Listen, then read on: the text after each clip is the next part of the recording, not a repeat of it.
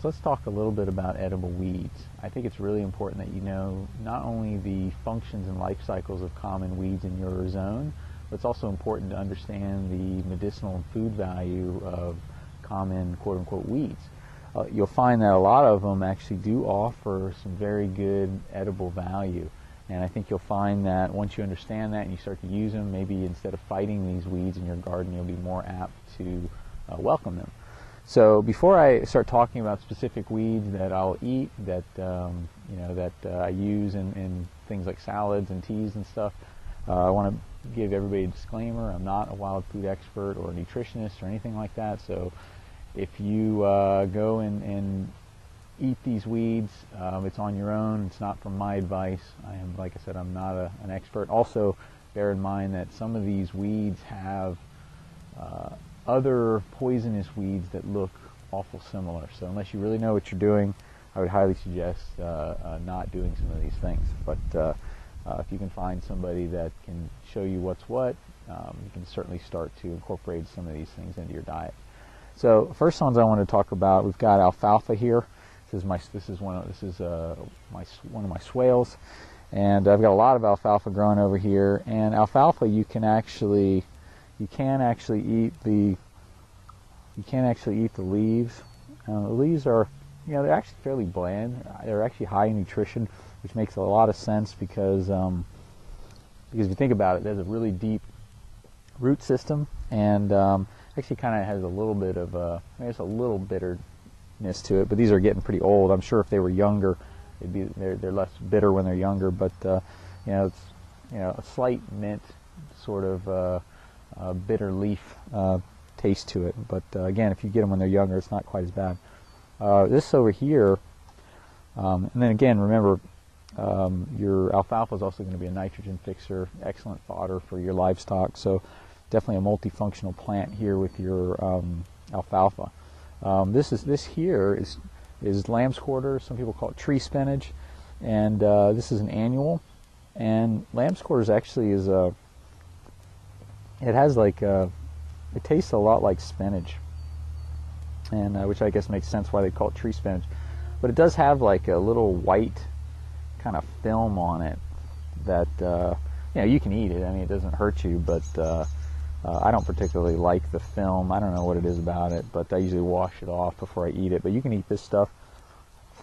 Actually, of the two, I think the lamb's quarters probably tastes a little bit better than the alfalfa. But lamb's quarters in small amounts. I mean, I wouldn't do huge amounts of lamb's quarters, but in small amounts in a salad, absolutely bland.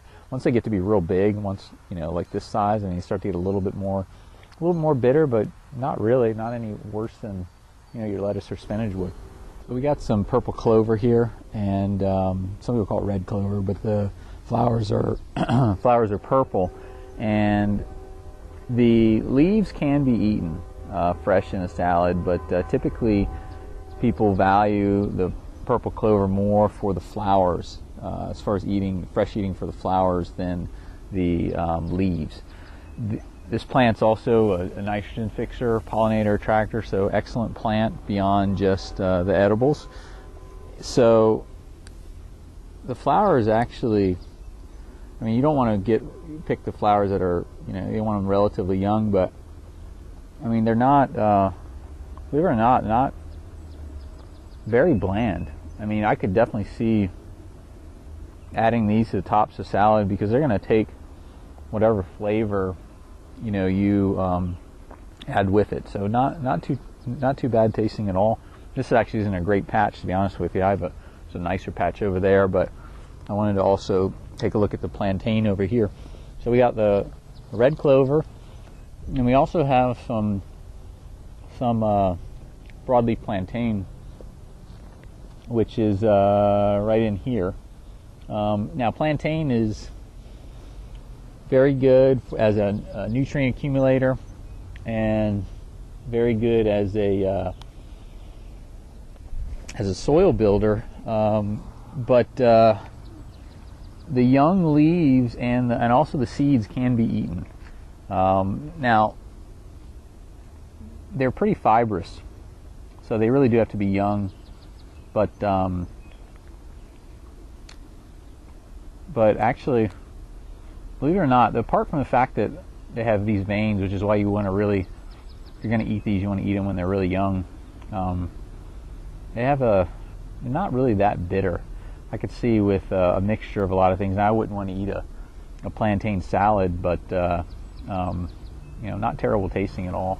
Now, here's one of your more common edible weeds, is the dandelion, which is, most people know that you can eat the leaves in salads. Now, this one's pretty mature, so I've eaten these before. They're really bitter, so I'm not going to do that. But a couple things that are interesting with the dandelion: great nutrient accumulator, also excellent for attracting your pollinators.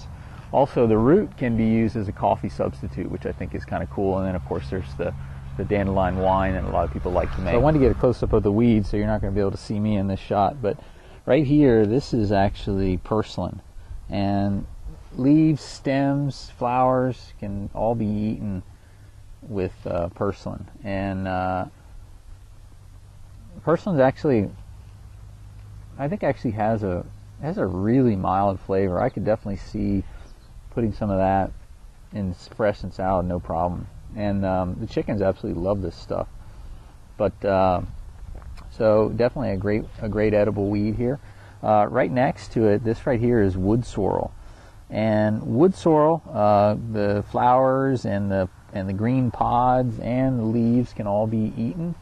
I would highly recommend. It actually has it's really good. It actually has kind of a lemony flavor.